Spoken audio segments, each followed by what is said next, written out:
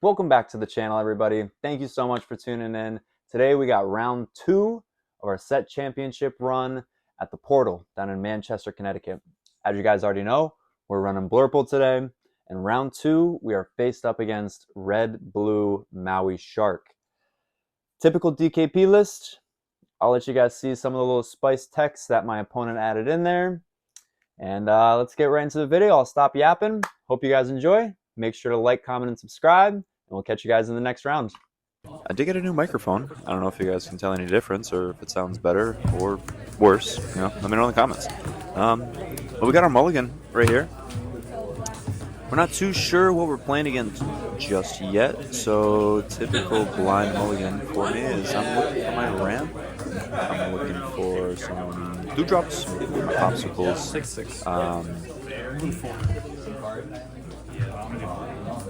And we get a Tipo, there's some ramp, a whole bunch of draw cards. We did get a popsicle, so that's good. We do have a turn 1 play. Alright, let's start us off. First off, saying good luck and have fun. And making a Miners Keepers for a popsicle. Draw.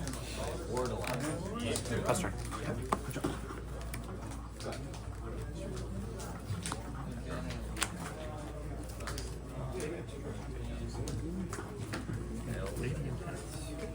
Drop turn.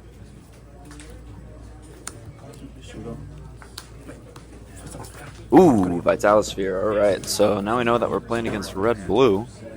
So we're pretty happy that we kept that Iago in our hand because Iago is really good against Red Blue. They don't really have many actions that can target him to take it out. So their only option is using their own evasives. So we'll see. Tipo is also really good in this matchup because it's just an extra body on board that can help us go a little bit faster as opposed to Sail. Sail's really good if I have some more popsicles and other stuff in my hand, but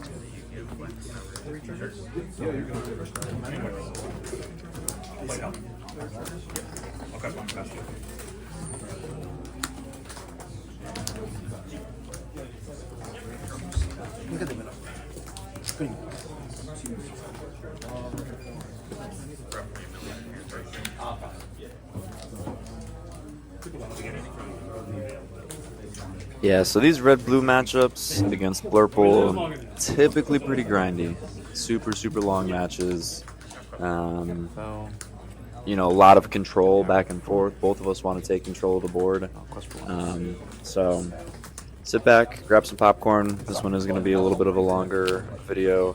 But yeah, thank you guys so much for the support on the round 1 of this tournament over here at the Portal.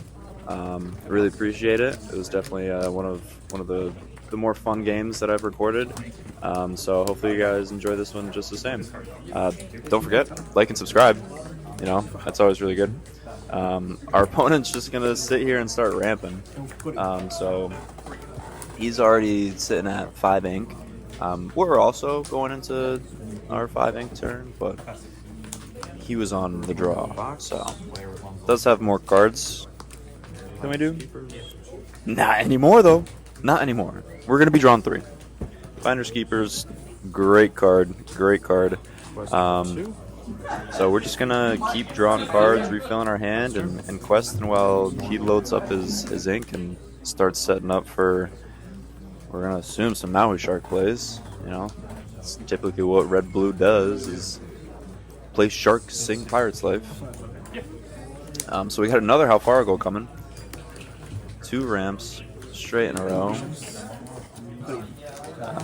And now my opponent is sitting at 7 ink. 7 ink. So that is enough for a Maui Shark plus Vitalosphere pop. So I'm a little scared about my big Iago bird here getting smoked. We'll see what happens. You know, what's the worst that can happen? Or get smoked and they take back a How Far Ago? 2? 5? Yeah, definitely not ideal, but not really sure how else to play around this. This is probably one of my more weak matchups. A lot of Blurple players do say that this matchup is semi-favored in terms of Blurple. I don't know. There's definitely some misplays that I've made here. So if you guys see any misplays, please let me know in the comments. I'm always looking to get better. I did get a ticket to DLC Milwaukee. So in a couple months, I'll be heading out to Milwaukee to compete in my first DLC. So always looking to get better, and that's another reason why I've started posting these videos. Just to be able to watch my gameplay back, see where my mistakes are, look at different lines, and hopefully be able to see those plays when I'm playing in real time now. So yeah, so we're gonna try and build this community on the way over there as we're starting this Lorcana journey. You know, Big Sisu comes down. Not a fan of that. That's no fun. But we're feeling good here. You know, we're up by 5. We've got a lot of ink. We got a lot of cards. We're gonna get rid of this big threat here by tapping it down with Elsa, and then we're gonna swing into it with the Fox.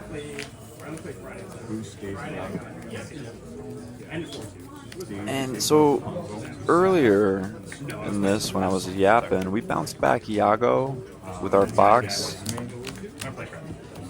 I think the reason behind bouncing back Iago was because I was so worried about a B prep coming down this early, when I should have just played into it, in a sense, you know what I mean? Like, kept my valuable characters on board, forcing him to be prepped sooner rather than later. Because now I have no Iago on board, and now he's just kind of too expensive to play with the other cards that I want to play. So he's kind of putting me in this weird situation in my hand where it's like, where do I find the time to play him? How do I play him? And maybe that was a misplay. Who knows? Who knows? Let's get a quest for 2 with Tamatoa. And here's the little spice I was talking about. Merlin's carpet bag. You can tap that item, pay 1 ink, and you can return an item card from your discard to your hand. So basically with this card on board, you have infinite 2-cost popsicles. You know what I mean? You basically pay 1, get the popsicle back, pay 1, pay the popsicle. So every turn you can pay 2 and draw 1. Not horrible, and especially with Tamatoa, being able to sneak it out for free. It is a 5-cost uninkable item, so I can see how that can get really annoying if it gets stuck in your hand. But hey, it's working. You know, some people swear by it, some people hate it. I'm not a red-blue player, so I've never really played it, so I can't say. Maybe I'll try it out in Blurple one day. Who knows?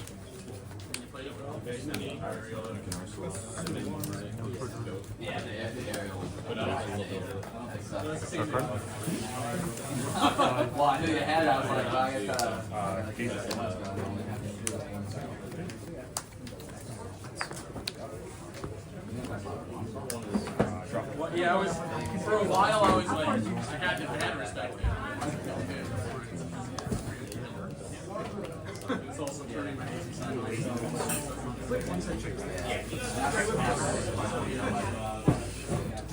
I only do the ones that need play them all. Yeah, no, I feel that.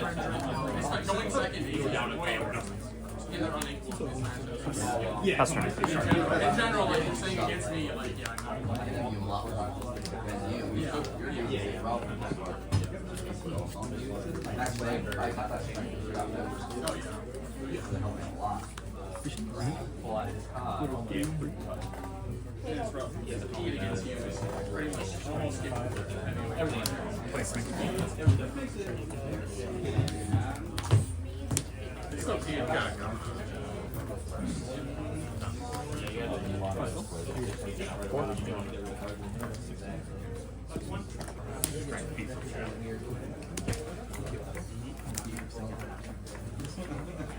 It's pretty good. I'm like, how much are you really going to get? So we're just Can I heal here? Yep.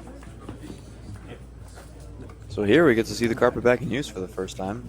Pay 1, tap it, bring a popsicle back after healing. Quest for 2 with Tamatoa. Play your popsicle for free. It's not bad. It's not a bad little combo. Like, I'll give it some. It's a fun combo. I can see where the tech can come in handy. definitely came in handy in this matchup because we basically had infinite popsicles. Maui Shark definitely putting in some work here. But with this Ana on the board, wait till you guys see this little. This is why this Ana is in this deck. For this Maui Shark. Ana is in the deck for Maui Shark. She's hunting. She's shark on her. Deep sea fishing.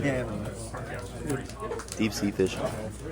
So basically, she has support, and whenever you have an Ana character or an Elsa character in play, you can draw a card. So you can kind of see where that's going. So we're looking for an Elsa because we need Elsa to take out the shark. So we're gonna dig a little bit. We're gonna play our popsicles. No Elsa. Popsicle number 2. No Elsa. Jeez Louise. Jeez Louise. We gotta get rid of the shark. And that's kind of our only answer. We do have Iago, right? So like in theory, I just play Iago, right?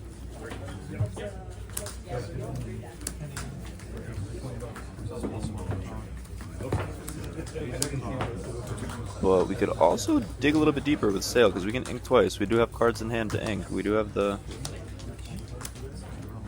hand economy. There's the Elsa. There's the Elsa. So now we gotta ink twice. Okay, so Belle and Iago.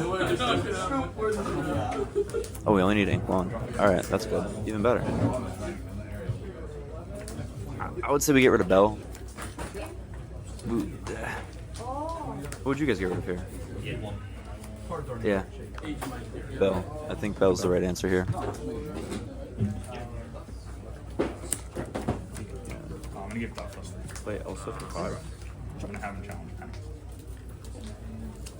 Quest Ana for 2. 2 triggers going to trigger 1, draw a card for having Elsa in play. Trigger 2, support. Target Elsa. I'll quest 4. Go to 10. Take out Shark. Great play, great play. Elsa into Shark. Boom. Great trade.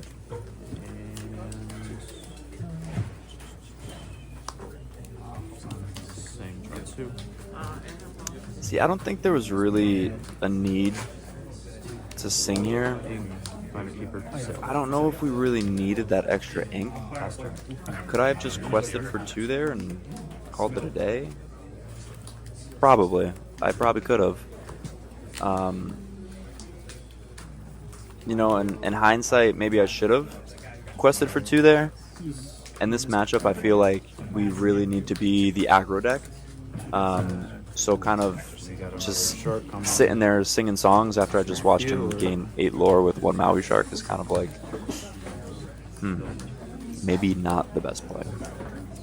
But we live when we learn. That's why we watch his videos back. We'll see what happens. You know, this is still decently favored for us. We're still ahead. Actually, I lied. We are not ahead anymore. But we're getting there.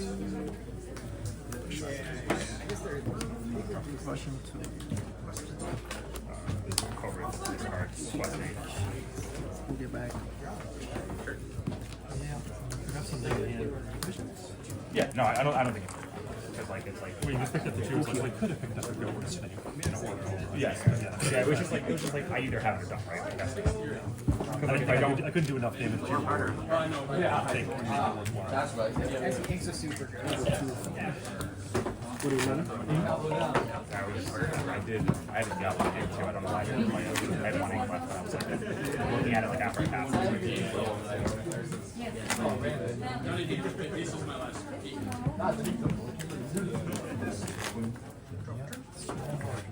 That's it. What do you want?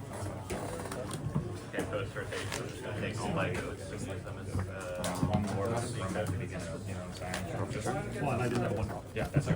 All right, everybody. We got a pretty tough turn coming up here. Lots of decisions to make. So right now we got 10 ink, something like that. We're facing down a shark and a crab. With just our crab on the board. I feel like we're stuck between a rock and a hard place here.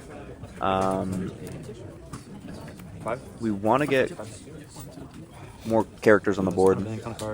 Our opponent has 5 cards in hand.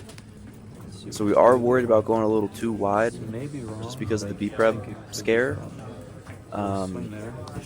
So we're gonna go for this crazy play. I don't know if it's the right play, but it's a fun play. That's for sure. If you like moving damage, it's a fun play. So we're gonna move damage. We're gonna move it from the shark, and we're gonna kill the crab. Why? I don't know. Why? Yeah, I don't know. But then we're gonna heal our Tamatoa, and we're gonna be able to recycle both of our popsicles that we just used. So I guess, like, even though I said I didn't want to go wide, I did exactly what I said I didn't want to do, and I didn't gain any lore for it. I'm sorry. So I'm like, that turn just felt bad. It felt like a bad turn. It didn't feel optimized. I didn't feel good about it. So let me know in the comments if you guys saw any different lines of play that might have made a little bit more sense there. Yeah. And there's the Pirate's Life. Nail in the coffin. That card with the Maui Shark together is just incredible. It is incredible.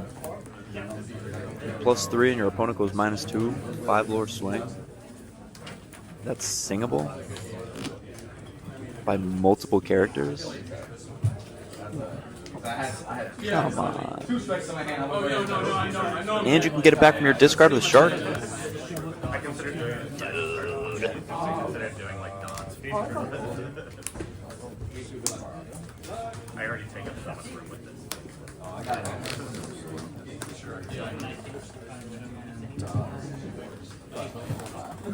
That would have been good. I don't mind actually.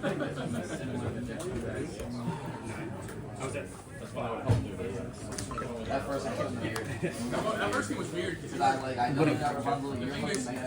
Popsicle and Vitalosphere back on the field. Draw for turn. See what we got. We finally see a bell. A little bell. It's the first one I've seen all game.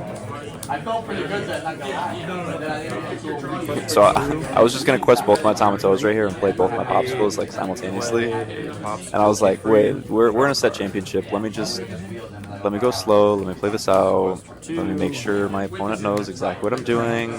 I don't want any confusion.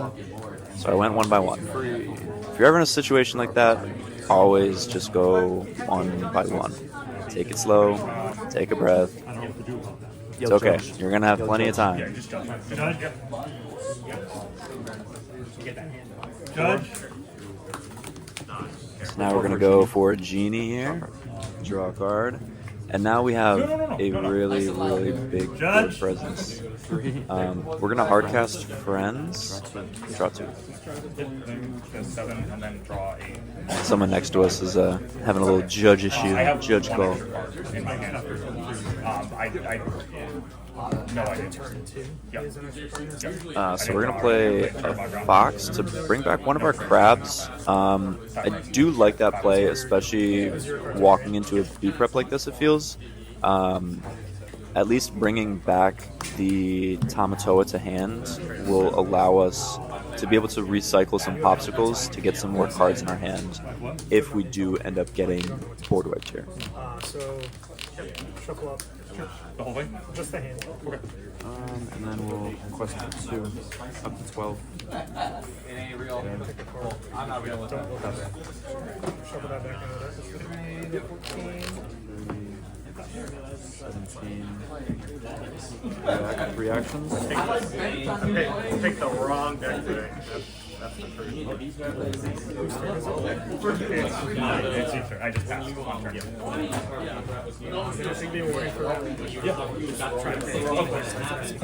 Yeah, absolutely. That's my fault. 6. My fault.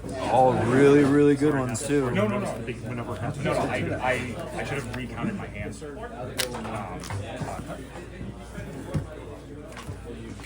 shouldn't have recounted my hands.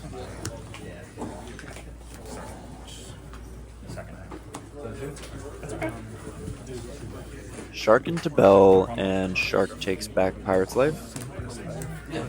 No surprise there. And then Sing Pirate's Life. And at this point, all you need is 2 actions. 2 actions, and he's got the game. Since he's sitting at 18 lore. Well, since he's not slapping him down, it doesn't look like he has it.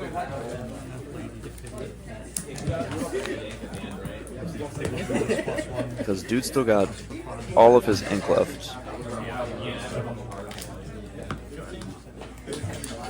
I only have 5 on board. So it's like, if I'm him, I'm just slapping it down, right? Like, why are you thinking so hard? There's no board wipe in my deck. I don't know, I did feel at times that my opponent was slow playing. I get this. Both these decks have a lot of decisions to make. But there were a few times where my opponent was going really, really slow and kind of just No, I know. doing a whole bunch of nothing.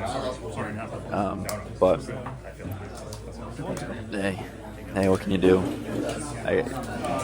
It wasn't bad enough to the point where I ever would have called a judge. And I've played this gentleman before, and we've never ever had any problems. So it's like, if he was taking a while, I would have just asked, "Hey man, you know, competitor to competitor, pick the pace a little bit." But we were chilling. It was this game was very close. So, but I don't think we're gonna have this one. Big Sisu comes down, Tipo comes down right after, representing a lot of lore on board. 8 with no actions he's representing. So, there's no way for me to get out of it. And speaking of slow play, I see that there's check on board, and I just sit here and draw as many cards as I can, because, you know, what out do I have in my deck to all of this? Nothing. I guess maybe looking for Hades. I don't know. So at some point here, after I play all these stupid cards, I'm like, oh, you know what? There's no way I can win. I'm just gonna scoop. So, See what we can find. you know, we're gonna scoop here. We're gonna start prepping for game 2. Great game by my opponent there. But you guys can see how impressive Maui Shark really, really is. It is a scary card. As soon as that card hits the board, we need answers for it. So game 2, our mulligan strategy, kind of the same. You know, we're looking for our 1-2-4 curve, and we're looking for Hades. We want Hades in our hand to deal with those Maui Sharks. We want some what else? The Annas and the Elsas. So we're looking good here. We have our Popsicle and we have our 2-drop. We also have some 4-drops on curve. So I think we're just going to take 2. We kind of like everything else. Now we have 2 friends on the other side, which also helps. But yeah, so we'll see where this brings us. We'll see how it works.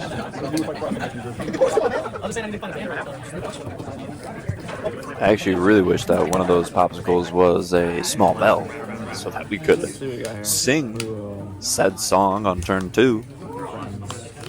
But you know, sometimes just the luck of the draw. 2 games, no turn 1 bell.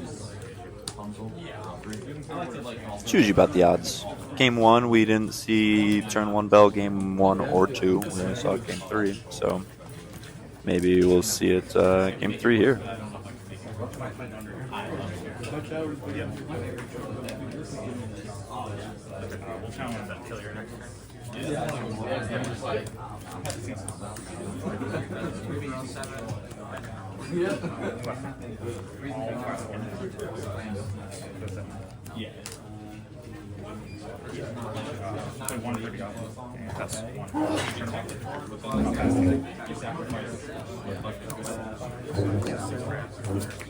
A lot of ramming.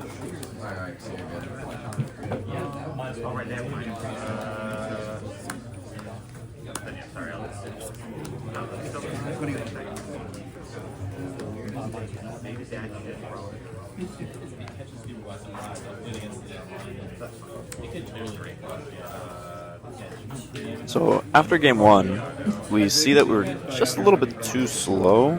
So this game, I'm like, oh sweet, we got some goats in hand, we got some genies in hand.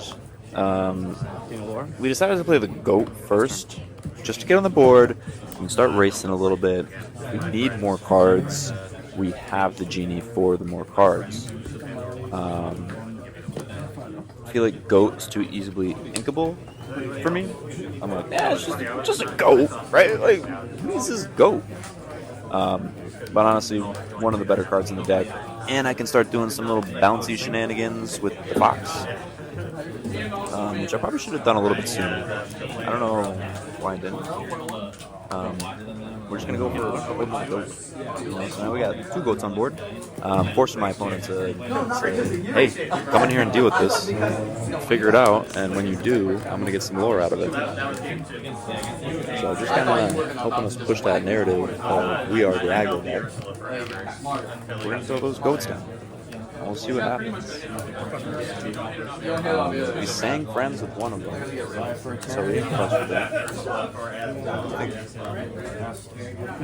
From now on, I'm just going to quest with goats, especially in this matchup. No more singing. I don't really sing shenanigans. I have enough cards. I don't need any more cards. I lied. I need more cards. Finders keepers. I'm going to keep everything I found. I'm going to keep it all. And we did find the Hades.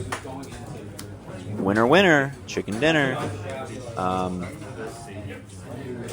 So that means that he's only going to get 1 turn of that Maui Shark before it goes into his inkwell.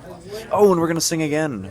We're going to sing again. We're going to do it twice. We're not going to do it just once. We're going to do it twice. There's our bell. Woohoo! Finally found a bell.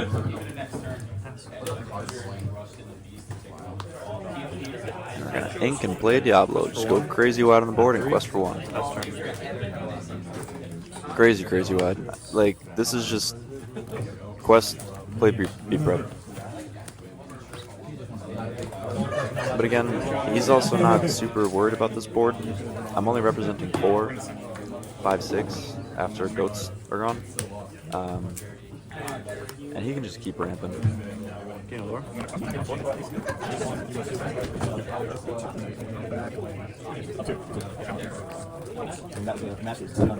Sped this up a little bit because, like I said, it takes a little bit sometimes. So he's still thinking on the trigger of which card to take back out of the 2 in his discard. We're going to play Jafar again, putting him on the board. Putting my opponent on the board. Put some stuff in his inkwell, 1 in his hand, and gain 1 lore while at it. And we get another one! We're gonna ink and hardcast another one. 2 How Far goes back to back. My opponent will now be sitting at 10 ink going into this next turn, which it's like, how do you compete? You know, I can't ramp that fast. I have a lot of ramp in my deck, but I cannot ramp that fast. I mean, he basically played 3 How Far goes in 2 turns. What other deck can do that? Not many. Bang.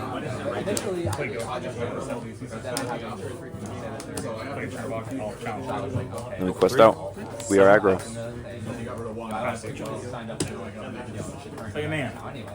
This is like beat prep central right here. Oh yeah, easily. Gain 1 lore for goat. Draw 1 from Diablo. Gain 1 from goat.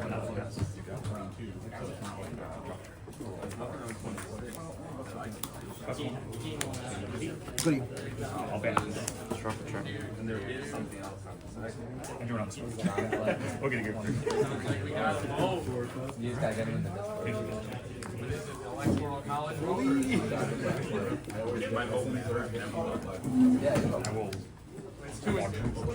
No trigger? Maybe it's that 3-4. I think it was. Ooh. 80 certs. Hades hurts.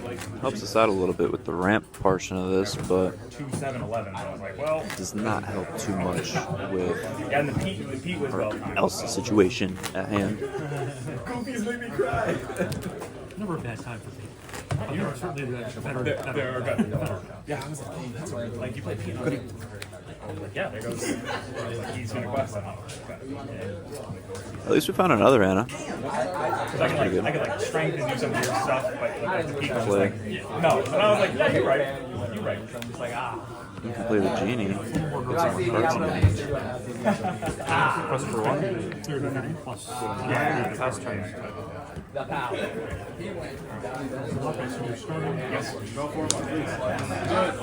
Big Sisu, no. I cannot wait for the day where we can play Lorcana and not have to worry about Big Sisu coming down on the board.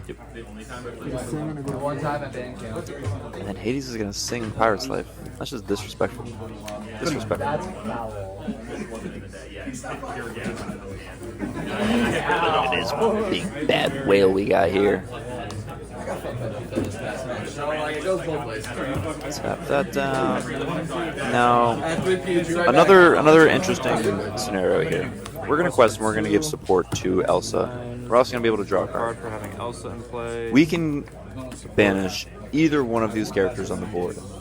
If we attack the Hades, we live. If we attack, actually we don't banish the Hades. We only do 5 damage. So we kind of have to go for the Sisu. I would have loved to be able to get rid of the Hades instead of the Sisu, just so I could have my Elsa on board for another turn. But unfortunately, we are not able to do that, which is okay. So we'll just have to manage. Here comes the Maui Shark. Oh my goodness, with the Grammatala.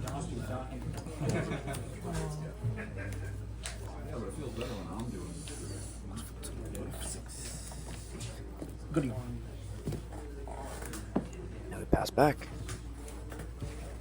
Got 9-6. Scores 9-6. Luckily, we do pull another Elsa off the top, which is freaking huge. So we are able to do the same thing again. Draw a card. Flop that out. And we drew into a Hades, which is really, really good. We have 2 of them now. So we're finally going to get our Iago back out on board. If you remember, that's actually the same Iago I had in my hand from game 1 that I never played again. I'm just kidding. I'm just kidding. It feels like it, though. It feels like it. Like I should have been playing it the whole game, but we don't. My opponent makes a really good trade here. You know, he sends both of his characters into my Ana. He respects it. And I respect him for respecting it, honestly. Because most people would kind of just leave it on the board and not want to take both of their characters to swing into it. But with a deck like this, it's like, why not swing into it? Like, you have so much board control and so much momentum with red-blue that just control the board. That's the name of the game. Control the board. And now that the Iago's on the board, my opponent knows that he can't really take that out unless he has another Maui Shark.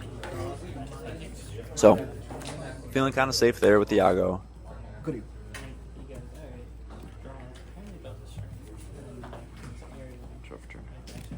Thank you, crap. I'll play Pete.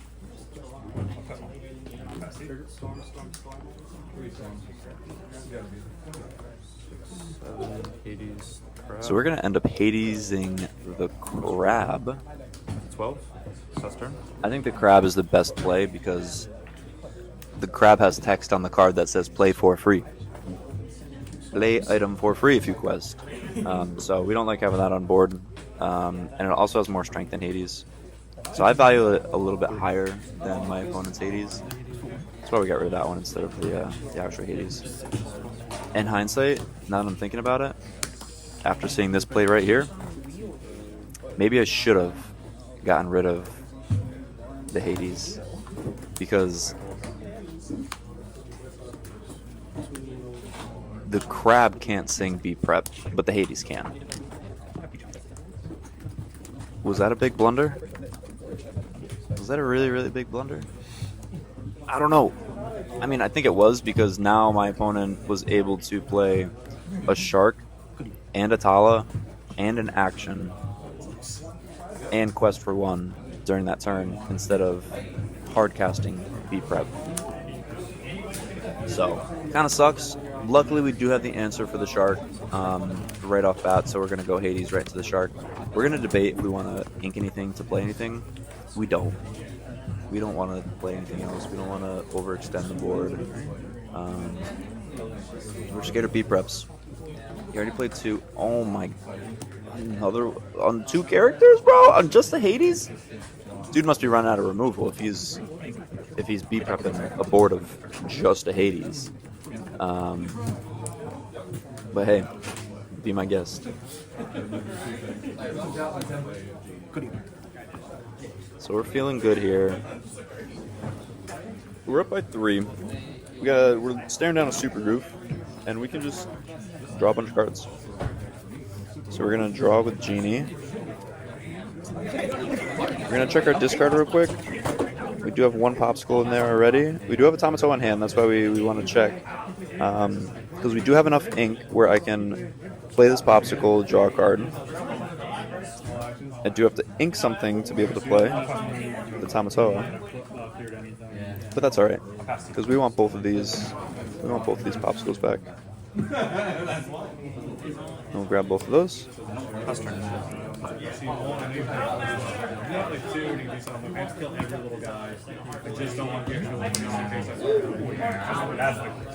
No, that's Conflict Lady. Oh, okay. That's good. Damn, crazy.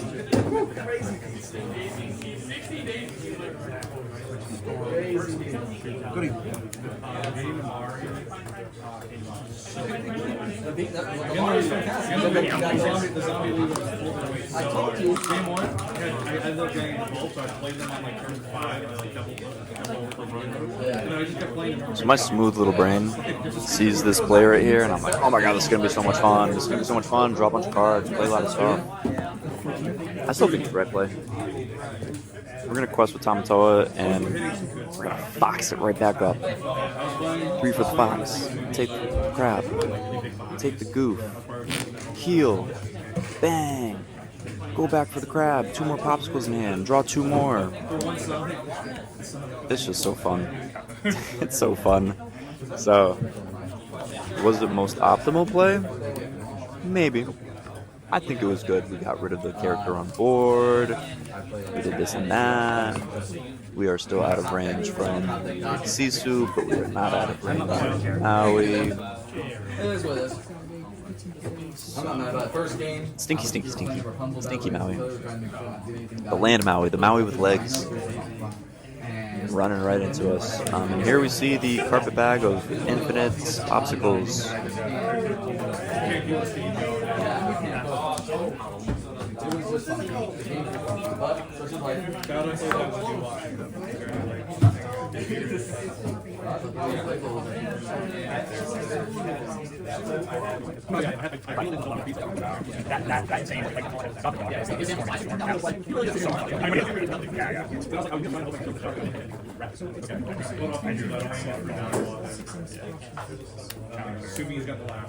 My opponent is going to play Tamatoa.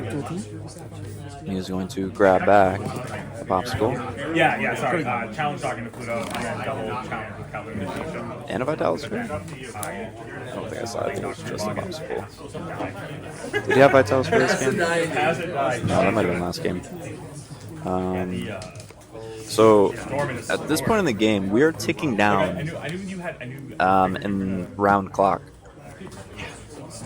So, it's getting a little feisty. There's a lot of pressure going on because think we have less than 10 minutes left. Plus 6 is 9. We're gonna discard. Yeah, I'm gonna discard. Actually, hold on. So we're really flush right here. We think we're just going to go and double swing into Maui with this and take out our own thing. And then we look at our hand. We actually slow down, take a breath, and we look at our hand. And we say, wait a minute, we have other lines. I know we're running out of time, but let me play my lines. So we're going to quest for 2 with Tamatoa, play our popsicle, Draw a card. do the thing, heal. We're going to heal our whale. I know. Then Just healed. we discard for the whale to ready it. Now I'm going to trigger Monstro by discarding this. Ready? Take out Tamatoa. And I will discard. And then we do our own little board wipe. Take out Maui. Do our own little board wipe. And we have Tamatoa and Elsa on board. Which I think was the better play than just double swinging that whale into that. So I'm glad I took that time to think for a little bit and didn't just rush right into it. Please, please, please, please, please, never rush your plays. You will always make mistakes. You will always make mistakes if you rush.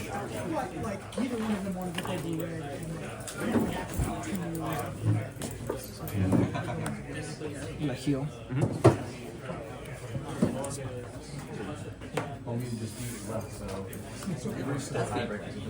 Metalosphere comes down, Popsicle comes down, Magic Carpetbag comes down, and the last Popsicle brings out the McDuck Manor. I have 4 lore to go, and now we are on a clock. 17. We're going to quest for 1 up to 17. We got 2 cards in hand. We have enough to play everything, so we're going to box back the Elsa. So nothing's exerted. We're going to play 5 for the Elsa, and we're going to play 5 for that. We should just pass right there. And we put 4 into the manor. Oh, did you guys see that misplay? Did you guys see that misplay? Did anybody else catch that misplay? Watch how hard we get punished here. We could have had game on board. We had game on board. And look how hard we get punished. Look how hard we get punished. I will never forget this play. Like that's just nail and coffin. Nail and coffin.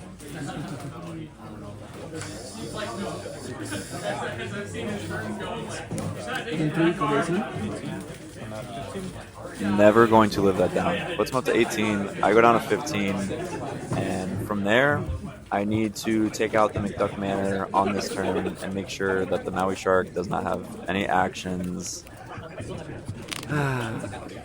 So...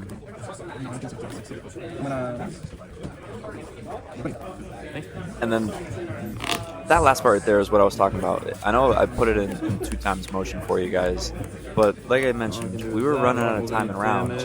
My opponent had no more ink left to use. He already inked for turn, and he's sitting there flipping through his cards like he's going to play something, trying to run out the clock. I know. Right after in that situation, it was either that was number I win 4, that game and we tie, so I was like, or I lose that one. game. So regardless, it's in his favor. So of course he's going to try and run out the clock. You're right. You know, he doesn't want to tie, but I do. So kind of sucks. But again, amazing game, Mo. Thank you very much for the games. Great games. And best luck the rest of the tournament. We'll catch you guys in the next video. Thanks for watching. Peace. All right.